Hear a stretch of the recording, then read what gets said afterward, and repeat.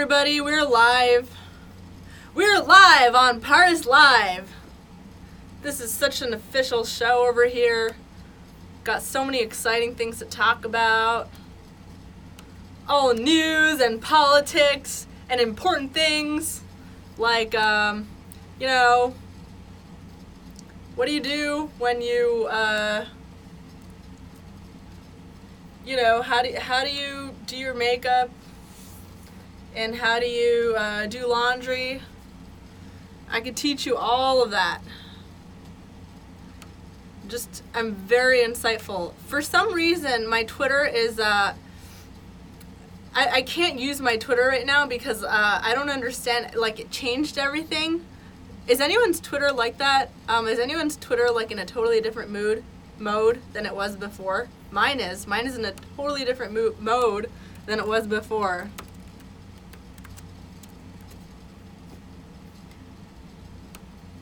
Right. I've been numbering the, alright. I've been numbering these, segments wrong. So, we were supposed to be in the 60s, and I went back to the 50s by accident. And, I went back to the 60s just in time for it to be number 69. Ha! So yeah, some of you keep asking, why are you, hey, Diacritical One! Some of you, regularly ask, recently, Pardes, why are you going back to, hey, Tommy Joe! You can put your light colors with your whites. Just don't use bleach. So, people keep asking, Pardes, you keep talking about moving away from politics. Why are you coming back? First of all, it's an addiction, and it's kind of like people who are like, oh, I'm going to quit smoking, and then they're back, right? It's an addiction. Second of all, it's also a good addiction because it does get me a lot more views, insanely more views when I talk about anything that's political.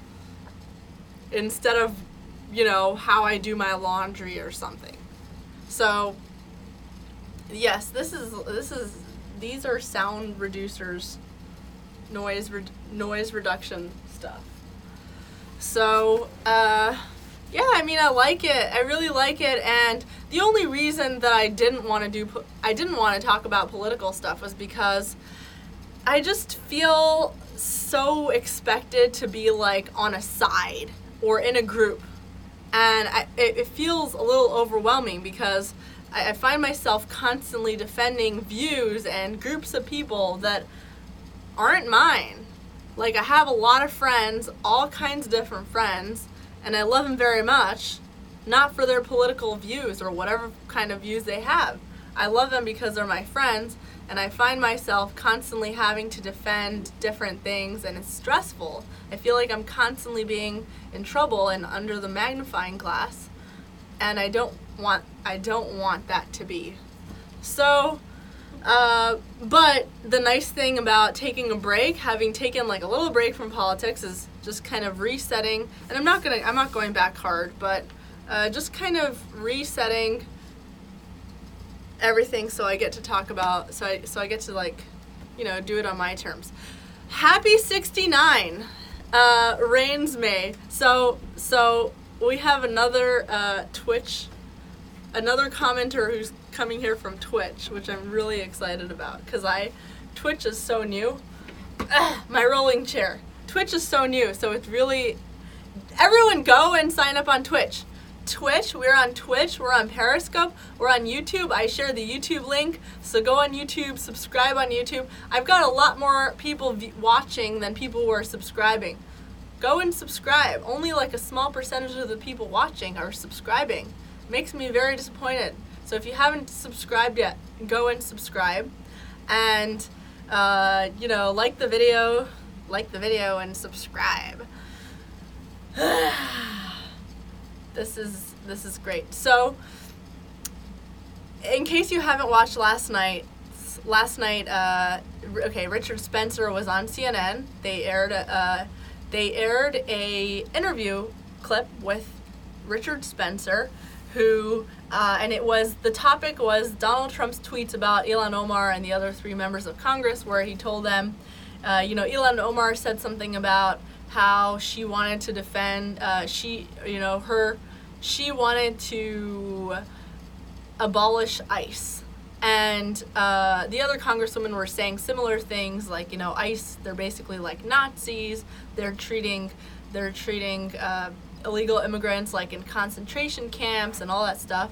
That's what the ICE people. That's what these 4 congresswomen were saying, Democratic congresswomen.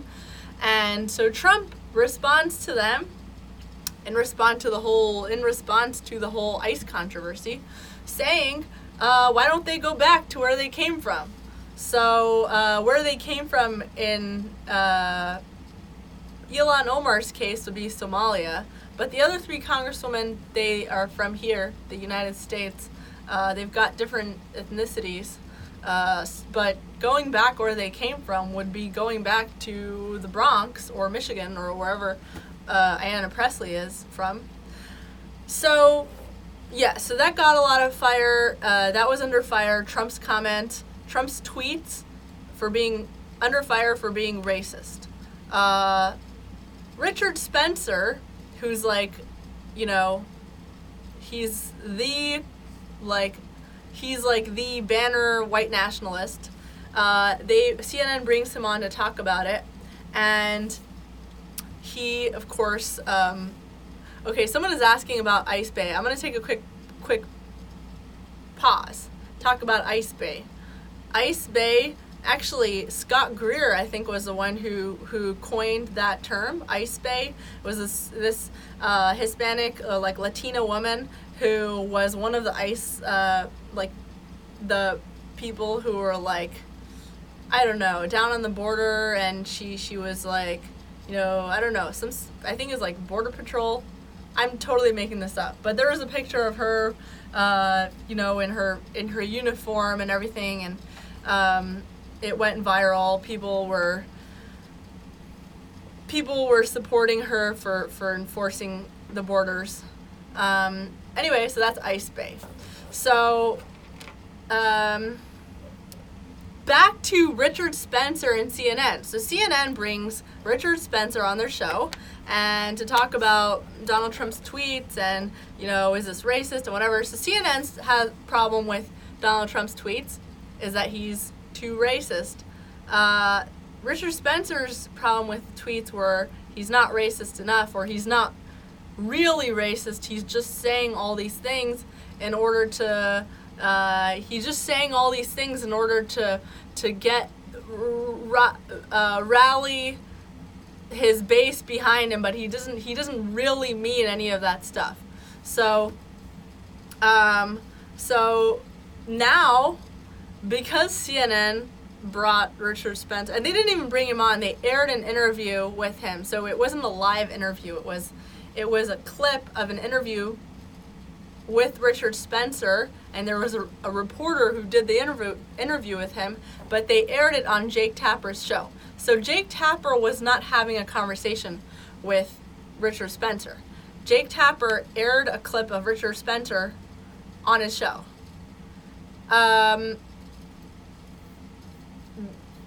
This is from what I'm seeing. I watched the interview clip.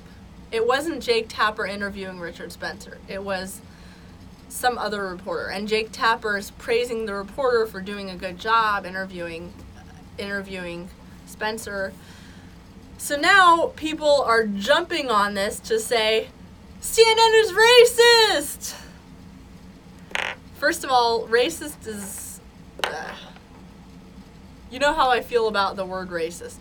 But anyway, CNN is racist. They brought this Richard Spencer guy, guilt by association. I mean, in this case, not even association. This Richard Spencer guy was just, for once, CNN is, I mean, it's not for once, but it's like CNN is bringing in controversial voices, and that's really important to bring in No one else is bringing Richard Spencer on their show. This is great. It's great that finally, like, I don't know. It's great that they're getting important voices on their show to react to Trump's tweets that are relevant voices. And I know you might be like, well, what's important about Richard Spencer's voice? He's a white nationalist. He's a fringe or whatever. It is important because Richard Spencer is he's like, this is his thing. This is his, like, issue. And it doesn't help anyone for any network to just cut out, like, a total group of, we're just going to totally, like look the other way when it comes, like, we're just totally going to ignore, like, a whole group of people that exists and not engage with them and not talk to them. That's how people blindside themselves. CNN is finally, they did a good thing by bringing him on, I think. Maybe they had Richard Spencer say the same exact thing that they've been saying, and it's obviously very biased. And I'm sure Richard Spencer felt great to go on CNN and agree with them, because people love going on left-wing shows and showing how much they agree with them. But especially if you were pro-Trump and then you go on left-wing, if you go on CNN or MSNBC and you bash Trump, people love doing that. It just, like, makes them feel good. Like, look, I agree with you. Now I'm one of you. I also hate Trump. I'm one of you now. And they're having you on because total spectacle, it's, like, interesting. So whatever it is, I think it was great they had Richard Spencer on. Felix is saying Spencer is not right-wing at all. The truth is, I don't really know a lot about Spencer's personal views, to be honest. I just know what I hear about him. I just know his, like, reputation. He seems, I don't know, I just saw this one video where he was, like, he did, like, a Hail Hitler, like a, Nazi salute. I don't know. Felix says he's very left-wing, just not an SJW. Oh, interesting. Yeah, I feel like there are a lot of people on the right who are actually left-wing. Like, it's I don't even know how to describe it. Someone is saying I look like my aunt. No! Don't say that! You're mean. I actually look like one of my aunts. Like, not old me, but, like, regular me. I do look like one of my aunts, and we look like sisters. Wherever we go, people think we're sisters. But the aunt that you're talking about, no. I did the old face app, and the old face app makes me look like my old aunt, not the young aunt. Someone is asking me if I like Nazi salutes. Oh, yeah, totally. The Russians have my pics now. I was being sarcastic about the Nazi salutes, by the way, in case this becomes like a clip. Alright, so here's another thing about Jake Tapper. Jake Tapper is, first of all, Jake Tapper should not be defending this stuff. I feel like Jake Tapper responds to everything, and he really cares about like interacting with the public, and he really cares about being like, no, this is how it is, or setting things straight. And he engages a lot on Twitter, which is really great. But if that was me, I would be a really stressed out person. Especially with his, with his following, with his audience, okay? I don't know anyone who does that as much as he does. Like, really, really, really engage with everybody, with, like, the public. And, people don't like Jake Tapper, a lot of people, but then a lot of people do. But I feel like Jake Tapper would do better if he engaged less with the public. Just because it's just stressful. Just makes you stressed out.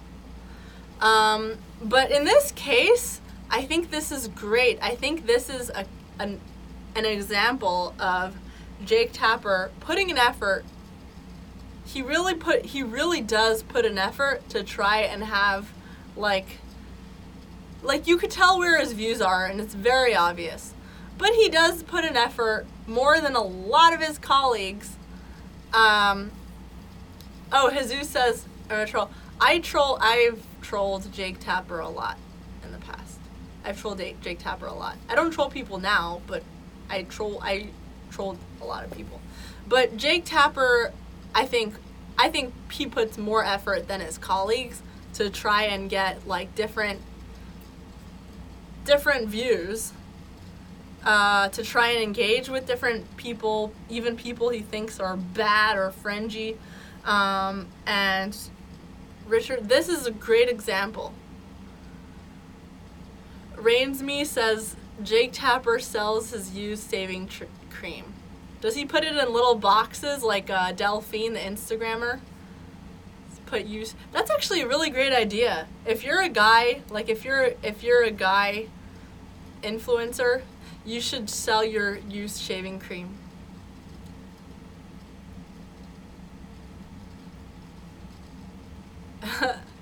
Everyone's commenting about the soundproofing.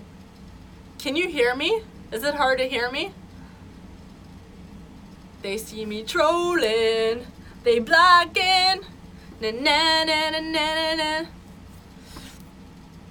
I wish I could sing. I was just playing piano earlier, and it was like I was trying to sing, and it was really cringy.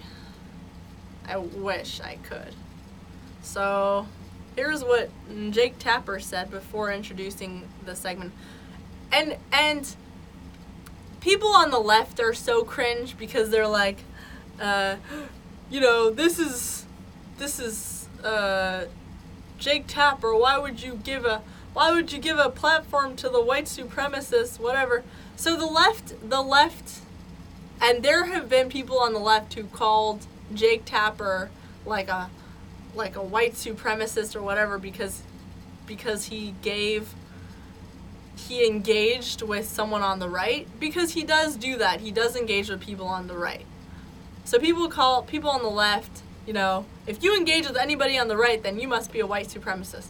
So that's what they do. And people on the right don't like Jake Tapper. So there's a whole group of people on the right who are like, look, CNN are the real racists. Jake Tapper is the real racist. Look at him, he's the real racist. And it's like, Democrats are the real racists. And it just drives me so nuts when people on the right do that. Oh, look, CNN. Look, this CNN host had this proof that they're the real racist. If you want to say that it's not fair that these cable networks are not like holding to the same standards they hold everybody else, fine, say that, but then don't start doing the same exact thing that they're doing and going and calling everybody racist. Like, it's so dumb. And the thing is, it's not that. It's like people on the right, that they don't actually mean that. That they support having more voices. Like, that was supposed to be a thing about the right. That was supposed to be the reason why people are moving to the right, even if they have left-wing views. Why are all the libertarians mostly on the right? People with very liberal views. There's a reason for that, and the reason is because the right is generally supposed to be, giving a platform to everybody. It's supposed to be the intellectually diverse. And so when they say like, oh no, he's having, Democrats are the real racists. CNN, they're the real racists, and they go into this whole thing about how CNN are racists while complaining, why is everyone calling us racist? It's like, don't do the same exact thing you're complaining everybody else is doing. Like, Jesus says it's calling out hypocrisy. It's good to call out hypocrisy, and I agree with you. It is hypocrisy when CNN, someone on CNN says something like, why did they give a platform to this person? Guilt by association. You must be a racist because you hosted. But then they'll do the same exact thing. They're hypocrites. They're hypocrites. Hypocrites. But anyone who plays in the game is also a hypocrite. That's what I'm saying. They're hypocrites. I read this book and I talked to you guys about it. It's called Games We Play. And it's all about games, and it's all about how our interactions are with games. If someone in a relationship, if people or in this kind of situation, you have two choices. One choice is to just be like, this person's calling you a racist, and they're being a hypocrite. You can either tell them you're being a hypocrite, or you can play in their game and be like, no, you're the racist. And they'll be like, no, you're the racist. And so you're just playing in the same game. You're not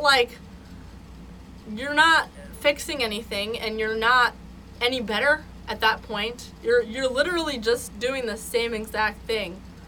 And you're playing in the game, which is stupid because it just makes it worse. It just makes the game go longer and more heated. You're not supposed to play in the game. You're supposed to do whatever you were there to do, which is you're calling out hypocrisy. That's it. It drives me crazy when they do that. And they do the same thing, they do the same thing that CNN does, but then they also they're like, oh, we're the right wing, but then they do the same exact thing, and anyone to the right of us is far right. So we're the correct amount of right wing.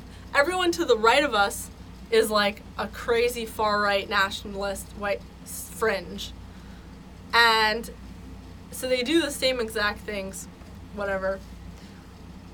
Kind of drives me nuts. If you're gonna rally for free speech, then you should, if you're gonna say, why is the left censoring us? Everyone should be able to speak, then you shouldn't go ahead and be like, oh, well, Richard Spencer shouldn't speak because he's a white nationalist. I'm not a white nationalist. Oh my gosh, Chris Lash is on my live stream? OMG. Hello, this is so cool. Okay, I'm gonna stop being a fangirl. So Chris says actual racists and social justice warriors are the same people, blaming skin color for problems. I agree. No, I'm not there's a thing with people on the right. I'm talking about the way that the traditional right has moved, okay? Maybe Fox News, but I mean, I don't know, in general, there are a lot of conservatives who are like, well, everyone should be given a platform. Everyone should be allowed to speak. Even if they don't agree with you, they should be allowed to speak. But then anytime someone like, oh, but Richard Spencer, okay, it's okay if he gets deplatformed, or it's okay if he's a white nationalist. So they have okay, well, these people, David Duke should not have a platform because, that's fine, he's David Duke. But here's the thing.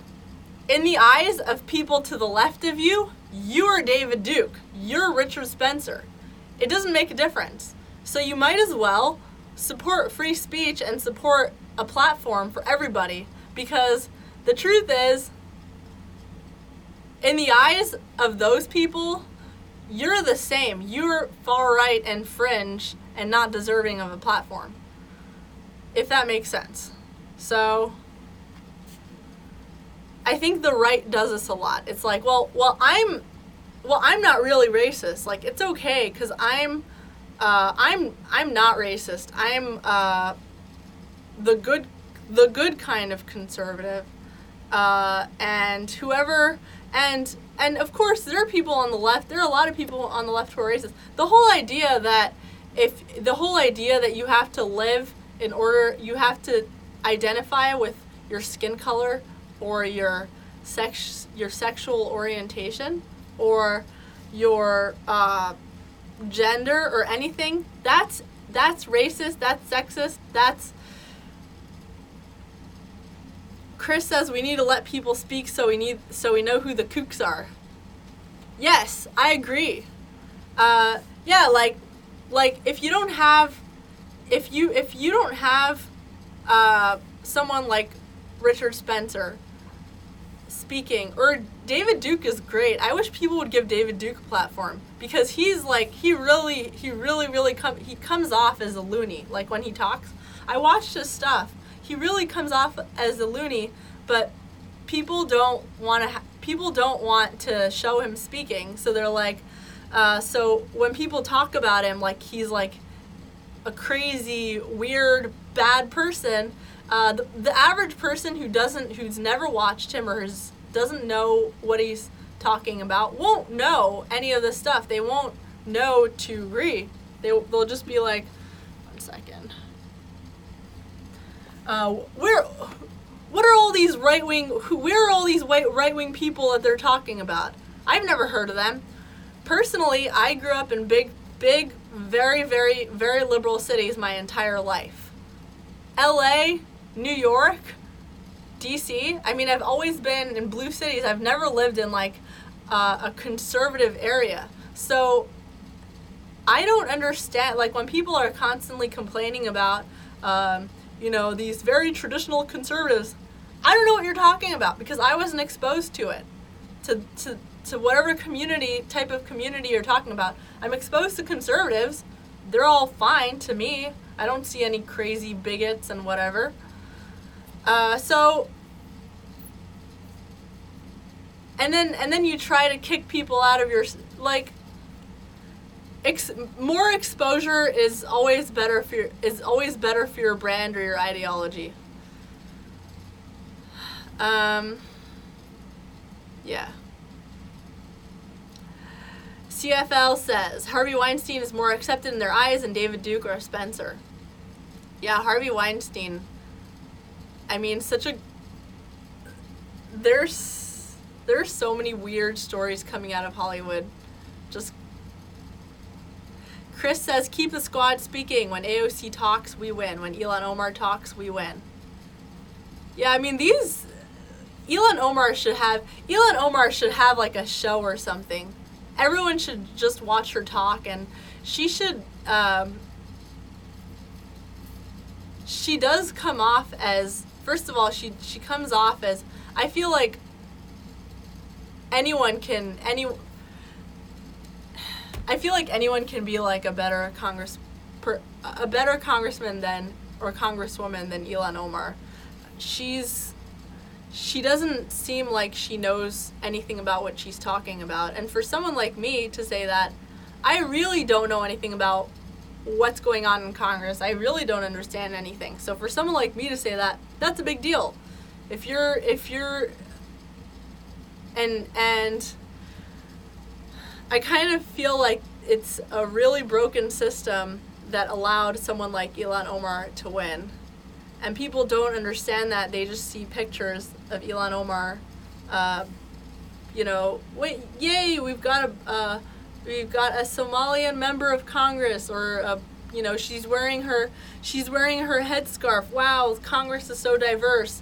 They don't understand that this woman has really kooky beliefs, and this woman really believes in she believes in, like, not a country. She believes that there should be no border enforcement. I don't think most people would agree with that. Even people on the left. Everyone's always talking about how people on the left are like pro open borders.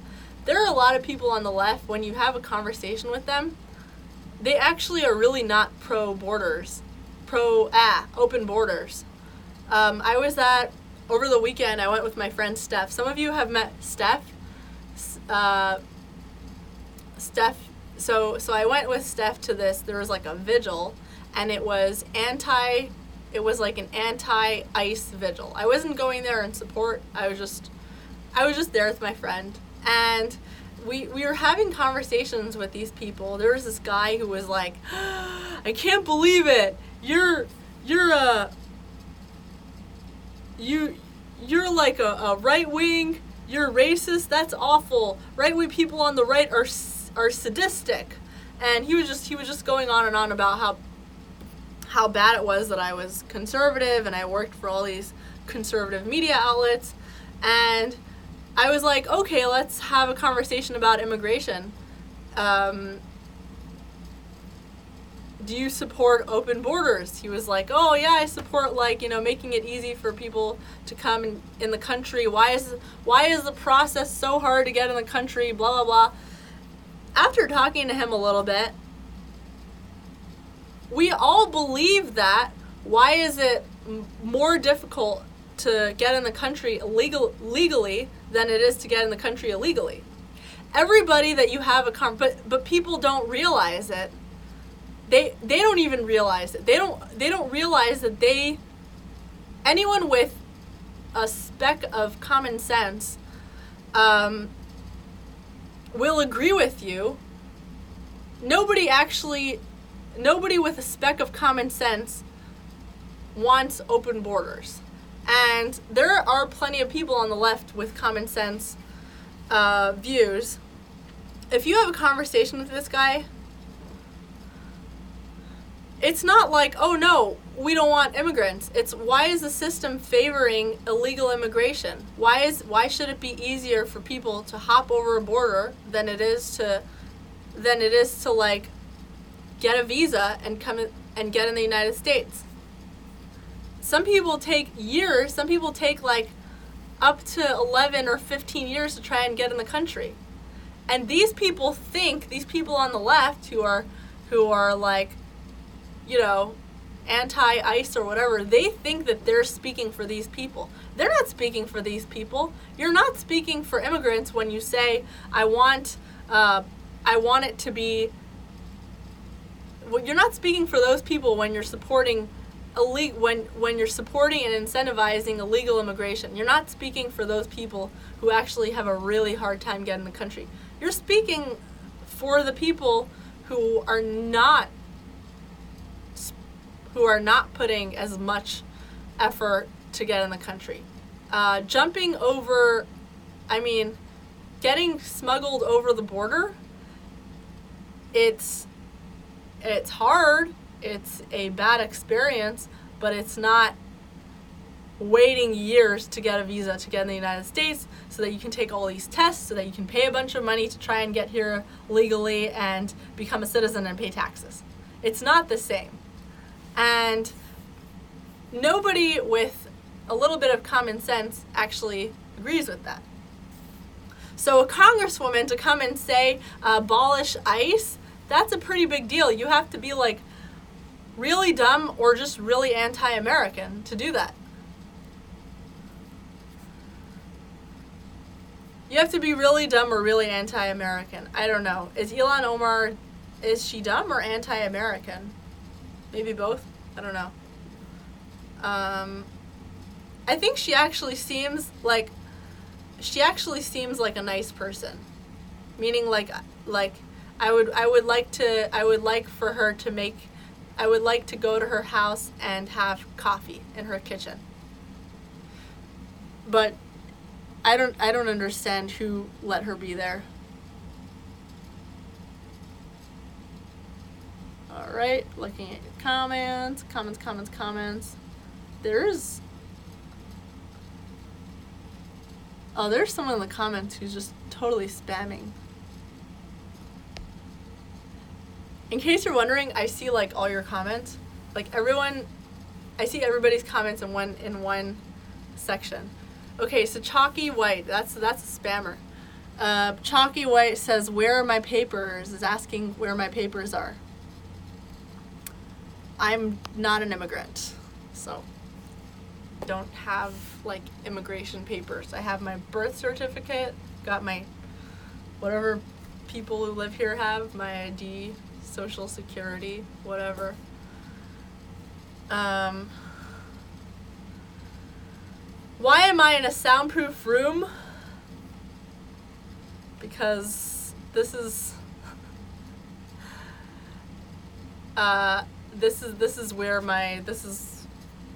where I'm doing this. Anyway, why am I reading all of your comments? So distracting. But bottom line, I don't think Jake Tapper did wrong by having by having Richard Spencer on his show. And I don't think this is a right versus left thing in general, but people on the left, the left has basically dug their own grave, and for some reason, people on the right are like jumping in it with them. So the left is where most people are accusing people of guilt by association. CNN is like king of accusing people of being white supremacist for maybe giving a platform of any sort to someone on the right. And then they do it, and so people are calling out their hypocrisy. What I don't agree with is people calling Jake Tapper or CNN racist or white supremacist because they had Richard Spencer on their show. You can call him a hypocrite, but I think it was great that they had Richard Spencer on their show. I think it was great that they've given a voice to someone that they don't like. They very obviously don't like this guy. And I think Richard Spencer just looked like a moron because he went on, he was like, "I'm not like the other white nationalists. I hate Trump." And it's like, he just sounds like every other person who, he just sounds like every other person who goes on CNN, who's right-wing of some sort and goes on CNN to talk about how much they hate Trump. I am one of you. It sounds really dumb. Go on CNN and talk about whatever you want to talk about. I don't know if like they specifically try and give, I don't know if they want you or like they tell you to. I've never been on CNN. Like, do they get upset if you say anything pro-Trump? All these people are so mad. CNN seriously giving airtime to Richard Spencer? Who's Chris? Oh, wow.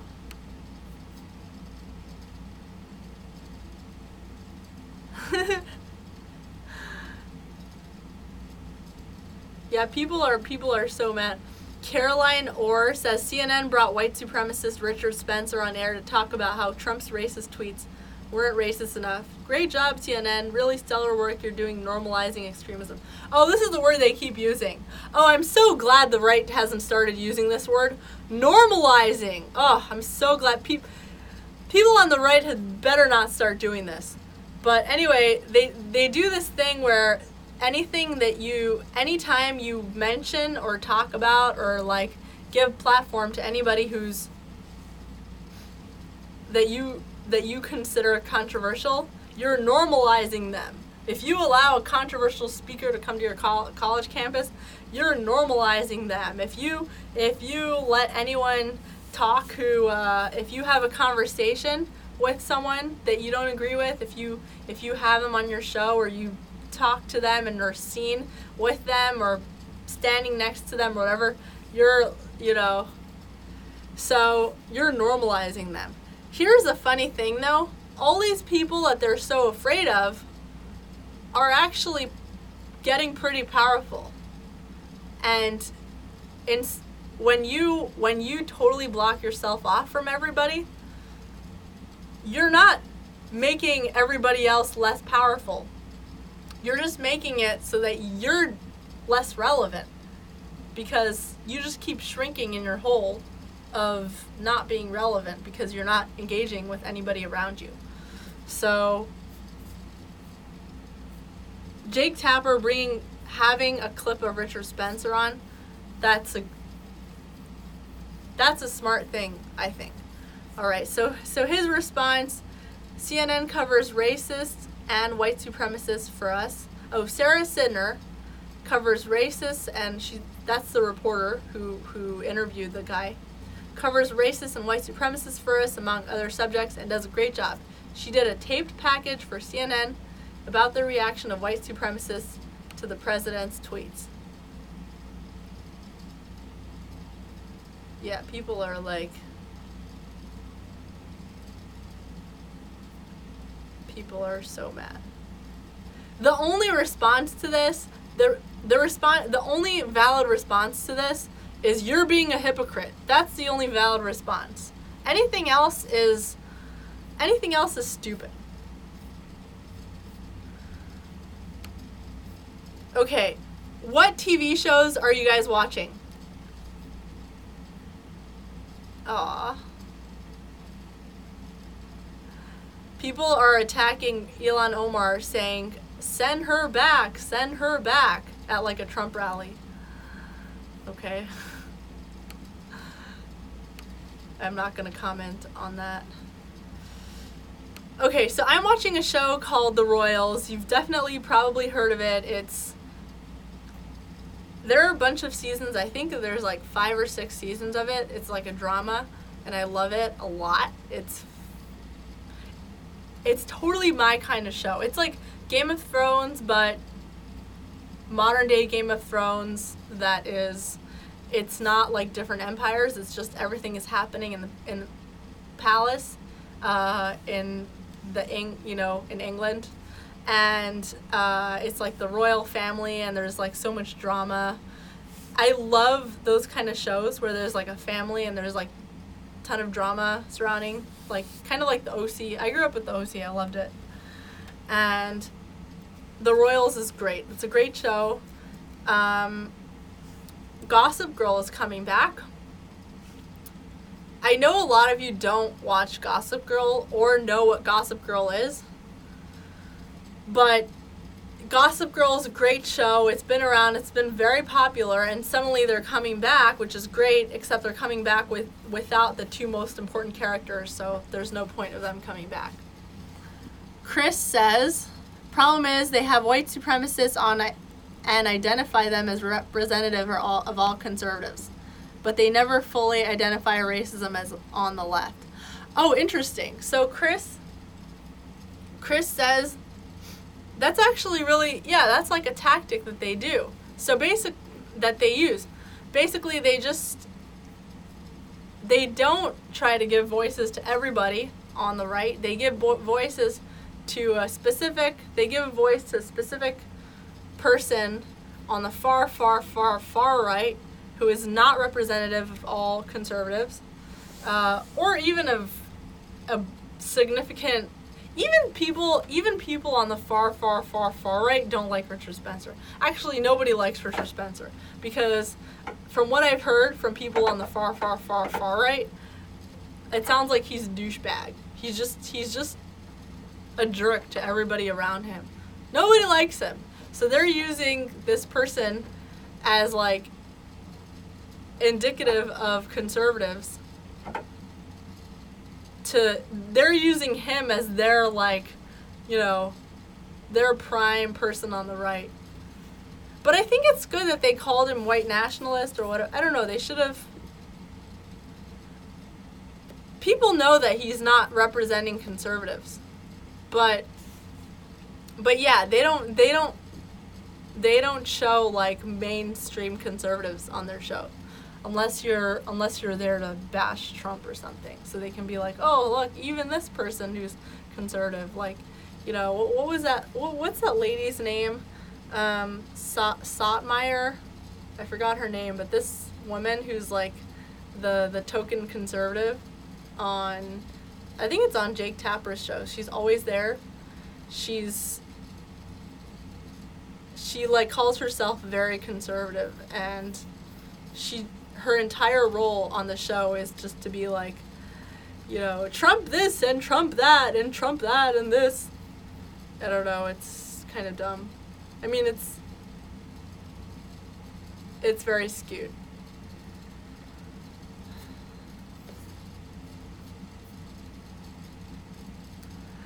They only, K Michael says, they only show who they want to show. K Michelle, I don't know. They only show what they want to show that benefits their narrative. Yeah. Cable news is dead. It's gonna die soon. And the only people who are gonna survive are internet TV companies. Internet shows. So, you know, maybe like The Blaze, Daily Wire, what else? CRTV and The Blaze are the same thing. And I'm talking about people on the right, but everywhere. Cable news is dying. Nobody watches cable television anymore. Nobody cares. Everyone is watching online shows. I don't have cable television. Everything that I watch is online. Like, I haven't watched cable television. I watched cable television for work, and we do watch it at work because for some reason the boomer types, they're still convinced that cable TV is like the most relevant thing ever, and people pay a lot of money to go on TV. But cable TV is not relevant. I was talking about it, like, you guys see this live stream, it's like the least professional live stream that there ever was. I'm not spending money, unless you count my internet as money spent, but like I need internet anyway. So I'm not spending money on this. I'm not like preparing so much. This is literally like my pajama shirt. It says, "Don't worry, beach happy. Don't worry, beach happy." You see this? This is what I'm wearing, okay? This is like the least professional show that you're ever gonna watch, okay? And I do it like on Periscope and YouTube. And last month, which I had fewer viewers last month, okay? Because I only just started doing this show in April, which is just a couple months ago. I had almost half of CNN's total viewers in the month of, it was in the month of April. I had almost, and that was like my first month. Oh no, sorry. It was in the month of June. In the month of June, I had almost half the amount of viewers the entire CNN network has in a day. Which, it doesn't sound a lot because it's like I'm comparing my entire month with just CNN's day. But think of it. CNN spends an insane amount of money. I mean, when I was at Fox, like, it really blew my mind to see how much money is put into every little tiny part of production, of just a single show. So, makeup would cost $500 per person to just do makeup. To do a guest's makeup, and whether it's a male or female.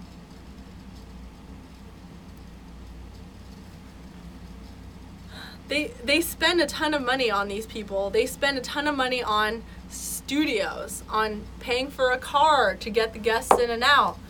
I mean, insane amount of money. Like, these anchors get paid insane amounts of money every year. They buy, like, I mean, I can go on and on with how much money these people spend, but I don't understand why people still think that cable television is relevant. You're gonna get a lot more viewers as an internet and as an internet influencer, and it's only gonna get worse for cable TV. And maybe that's why they're constantly bashing people on the right, because the right is actually not. It's not really the right. It's, when I say the right, I mean, it's not the right. It's basically corporations and mainstream media versus like these individual independent media types, which is basically just, I don't know, a mix of libertarians and people who are doing their own thing. But why is it that most independent artists, like YouTubers, are on the right? Why are most YouTubers on the right? It's not supposed to be like that. And it's not really like that. They're not really right-wing, but they're just... The only reason they're on the right is because the left is dominated by big corporations who are anti the little guy, just want to squash the little guy, because they know that internet influencers are going to be more relevant than they'll be soon. So I'm actually really excited about that. Like, I'm not making money from this. This is just for fun. It's great. And it's still tiny and stupid and whatever, but just seeing how much more viewers I can get, like, just seeing at the rate that we're going, how big our audience can get, it's exciting. And it's like anyone can do it.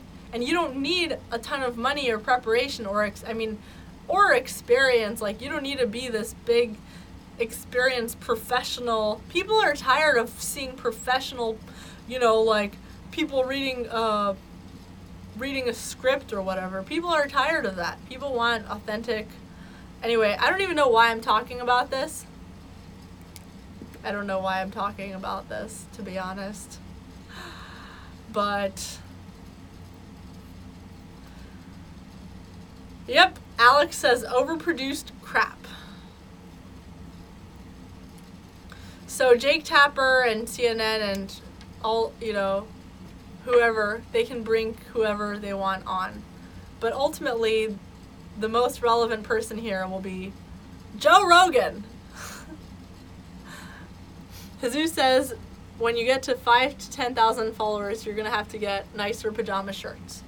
So I was actually thinking of getting like colored, funny t-shirts, like funny colored t-shirts, because this is so blah, it's like black, gray. So I want to get like cool t-shirts that are more exciting that I can wear. If you guys want, you can send me t-shirts. Like, if you got like a product you want to advertise or something. I've got so many t-shirts just from different people. Like, different people have their companies or brands and they'll just give me free t-shirts. So you can do that too. I'm like open to having more t-shirts. No t-shirts. I like my Minions t-shirt.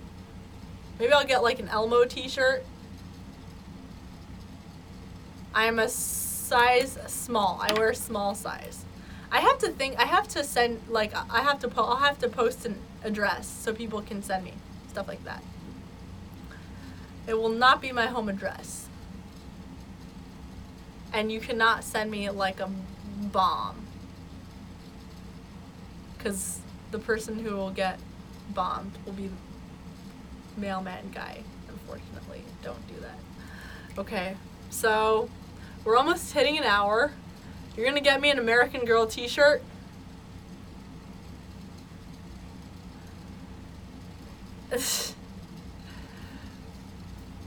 Get a P.O. box. Yes, that's a great idea. I'm gonna get a P.O. box. You can send me whatever you want to the P.O. box.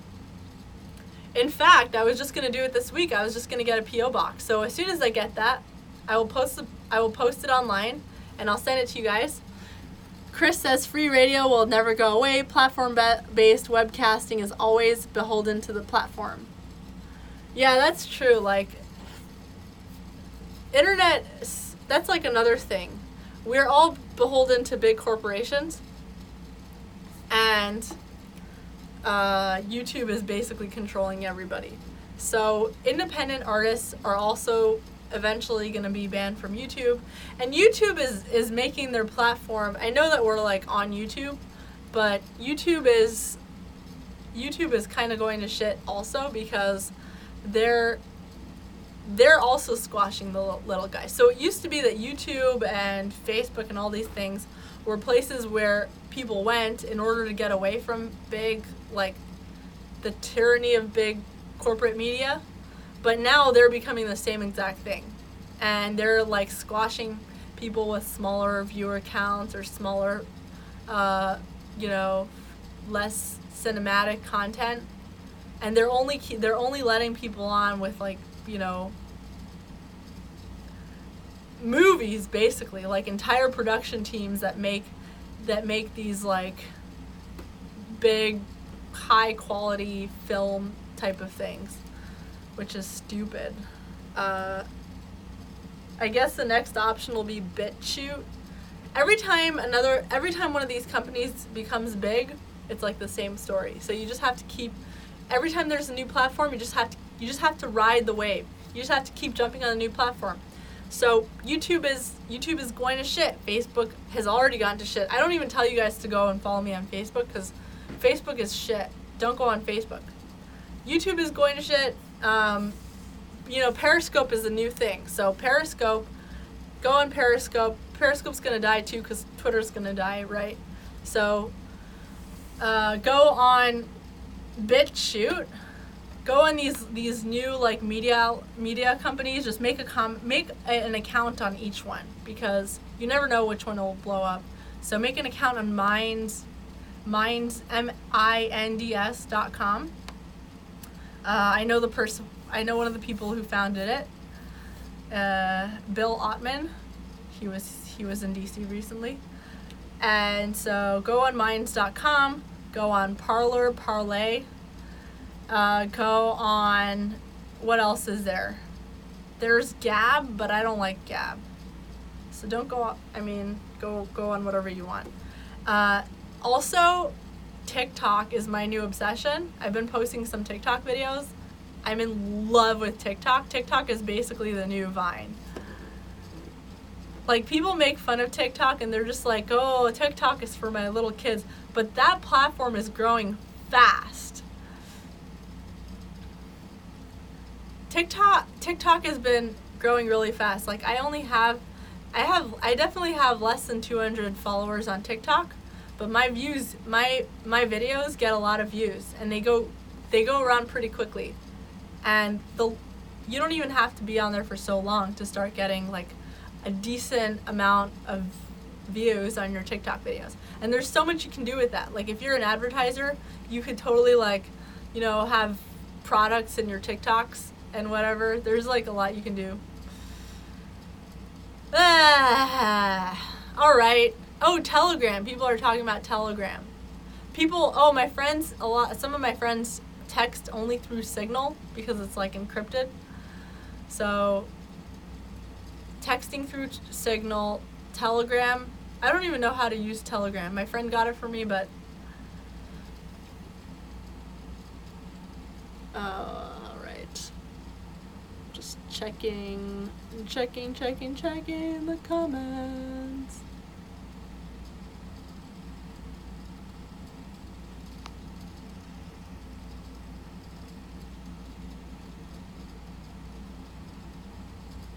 All right.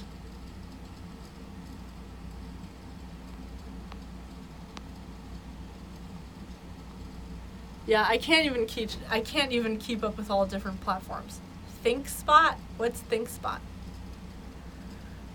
I don't even know. Like, there are a bunch of also, like, new podcast platforms, like Breaker, Stitcher. There's so many, like, a bunch of little. Chris says we need a conservative Lady Delphine. I can't tell if you're being sarcastic, but I would totally love to be the next Lady Delphine. I will sell you whatever you guys want. I will sell you, like, I get haircuts all the time. My hair grows really fast and I have a lot of it. It's really thick. I'll sell you my hair. Like, each person can have, like, a strand of hair and I'll sell it to you for, like, $30. Actually, I'll be even cheaper than Delphine. I'll sell it to you for, like, $20 a piece. I'll sell you, like, all like my used, every time I wipe off my makeup, like with a tissue and something, like I'll sell you my used tissue, and you can keep it for when I'm really famous.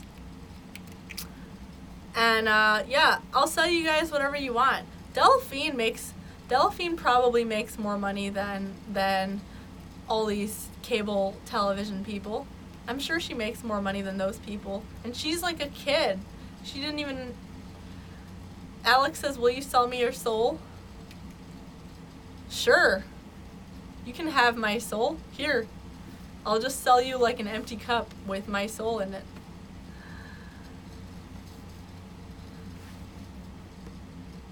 Oliver says, I heard $500,000 a year somewhere. No, she makes more than that, because I forgot how much she was making from, but just in a few days from this bathwater thing, she got sold out really quickly and she was making a lot.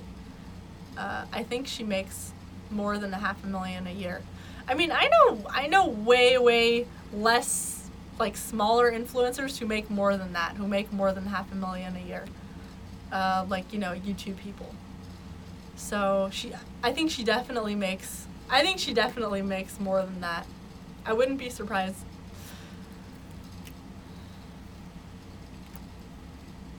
Some YouTubers don't make a lot. I think it really, some YouTubers make a lot, but some YouTubers, even with a lot of followers, don't make a lot. And I think it really just depends on the person. How like, I don't know, how smart they are, how much they know how to, like, monetize their platform, how much they take advantage of their viewership or, like, their influence or whatever. Do they make deals with advertisers? Do they take advantage of, like, all the different features of their platforms? Do they sell things to people, or are they just, you know...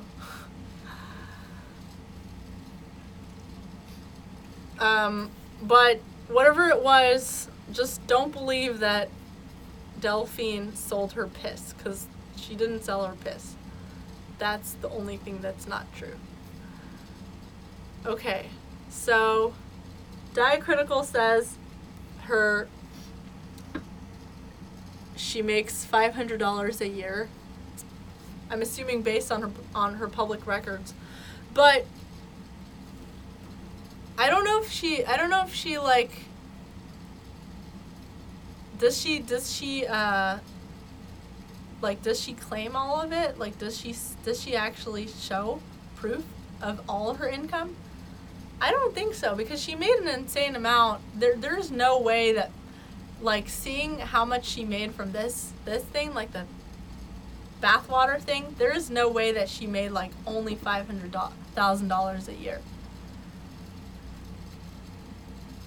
I don't, you know, because it's a lot of it is, you know, I don't know that they actually. Chris says, would you consider yourself an expert on maximizing these new platforms? I would not consider myself an expert. I just know a lot of other people who do it, and they're really good at it. They're really good at monetizing their platform. Some people aren't.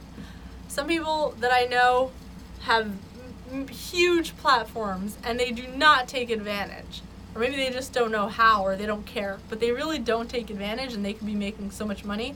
But some people I know have even smaller platforms, or maybe, you know, like average platforms, and they really know how to milk all of it, and it doesn't make their content any less good. They just know how to monetize everything. They know how to make money.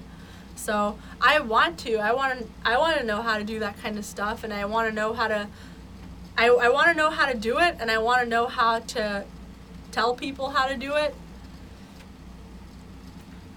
Chris says, I'm asking because we don't take advantage at all. I believe it. There are so many people who have a lot of influence who really don't take advantage. And probably because a lot of these people became famous not in order to, like, start a business. They became famous because they cared about some sort of topic, or they're passionate about a cause, and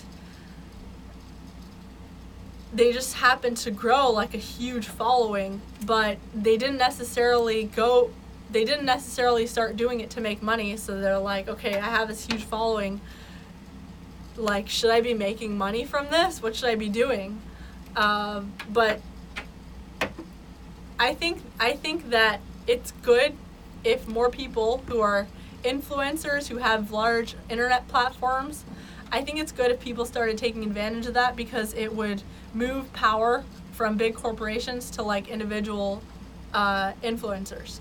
So whether you're just famous, or you're a public speaker, or you're a YouTuber, or you're just big on Twitter or Instagram or something, I think it's really good if those people learn and try to monetize whatever they have, to try and make money from it, and for it to become a thing. Because then it will take money away from big corporate media, and then we will all be rich. Woohoo! So hopefully I will figure it out someday, and then I can come here and tell everyone how to do it. All right, everybody, it's getting past your bedtime, and you should get sleep.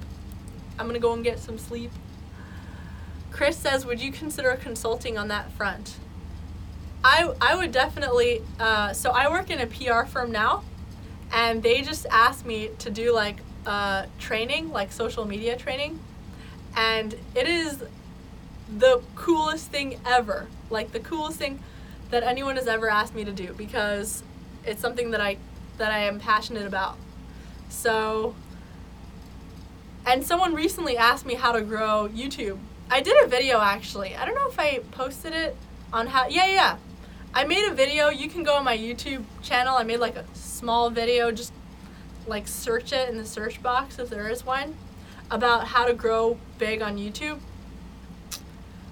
Like, I don't have a lot of followers right now, but if some of you remember, I only started doing this in April, and with no money, no experience. This is my first show ever.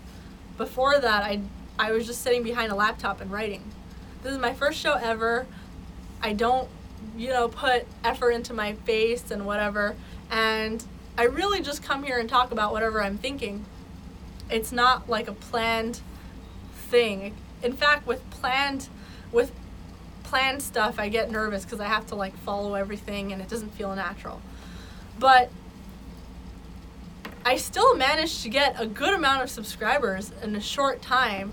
I'm past the 1,000 subscriber threshold, and I'm also very, very, very close to having 4,000 hours watched on just YouTube.